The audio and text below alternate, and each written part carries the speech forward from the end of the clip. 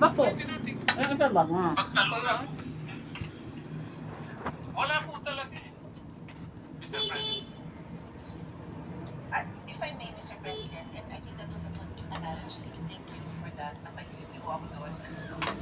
I think what's interesting is all this analogy is there are people, there's the public, millions of people trying to understand ano ba yung sinay nakasum yun, may evidence ba? And totoo yan, di ba? Hindi natin matatanggal yung same way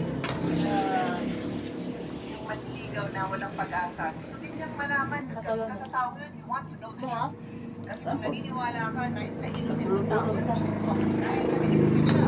At galit ka sa tao yun, gusto mo mapatunayan na guilty siya. Diba?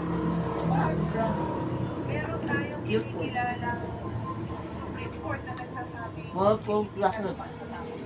Purple placket. sa example nyo, baka hindi duman sa tatay ko, hindi nagpaalam ng maayos. Sure, so hindi sabihin na wala kang pag-asa.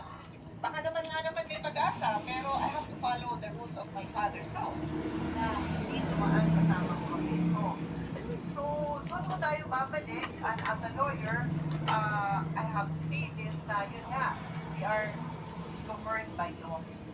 And in as much as gusto ko rin malaman, bothered na bothered ho ako sa mga gantong akusasyon. The other day, our colleagues, merong privilege speech tungkol sa kalokohan sa paggagawa ng mga flood control. Gusto natin malaman, di ba?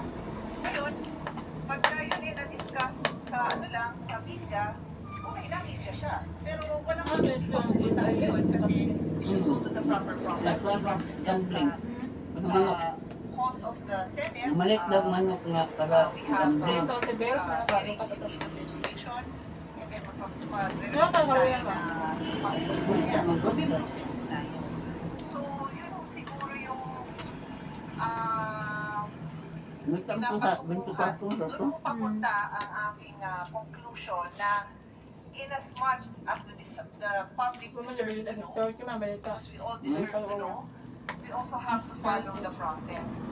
And I share this with everyone kasi ang hirap lang talaga ng sitwasyon natin kung hindi tayo makikinig sa Supreme Court. Meron tayo in the Senate, Congress, we have our duties as co-equal bodies. Ang duties po namin kasama ang pagsiyasat ng budget ng lahat ng agency.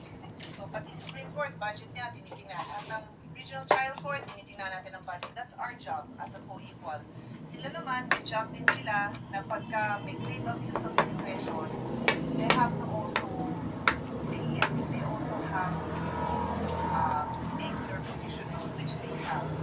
And I will repeat, ang sabi ng position ng Korte Suprema, the Senate did not acquire jurisdiction and this decision is immediately executory.